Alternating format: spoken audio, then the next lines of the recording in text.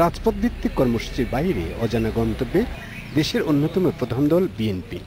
আগামী দিনেও সরকার বিরোধী আন্দোলনের নেই সুনির্দিষ্ট পরিকল্পনা। ৩ মাস অবস্থান করে কার্যালয় ছেড়ে আসার পর পার হয়েছে আরও ২.৫ মাস। এই সময় খালেদা জিয়ার সঙ্গে দলের সিনিয়র নেতাদের নীতি নির্ধারণী কোনো বৈঠক হয়নি, ঘোষণা আসেনি কোনো কর্মসূচিরও। শুক্রবার থেকে শুরু হয়েছে রোজা মাস জুড়ে ঘরোয়াভাবে ইফতার কেন্দ্রিক কর্মসূচিকে প্রাধান্য দিচ্ছে দলটি। এই রোজার সময়ে আমাদের যোগাযোগ আরও অনেক বেশি বৃদ্ধি পাবে, যে পথে আমরা সকল কর্মী নেতাদের সাথে সংযোগ বৃদ্ধি করতে পারছি এবং আমাদের এই সংযোগ বৃদ্ধি করানোর কারণে আমাদের সংগঠন অনেক লাভবান হচ্ছে। দলটির নেতাদের কেউ কেউ বলছেন অনেকদিন ধরে দল পুনর্গঠনের কথা বলে আসছে বিএনপি। গোটা রমজান জুড়ে তাকে কাজে লাগাবে দলটি।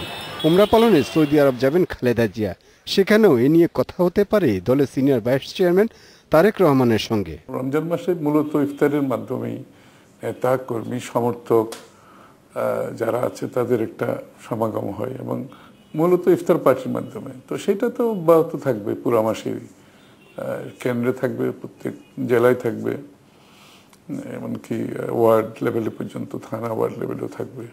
৫ জানুয়ারি থেকে দেশ জুড়ে অবরোধ কর্মসূচি ঘোষণা করলেও সরকারের কঠোর নজরদারিতে মাঠে নামতে পারেনি দলটির কোনো পর্যায়ের নেতাকর্মী। Shahabuddin Chowdhury, independent news, Dhaka.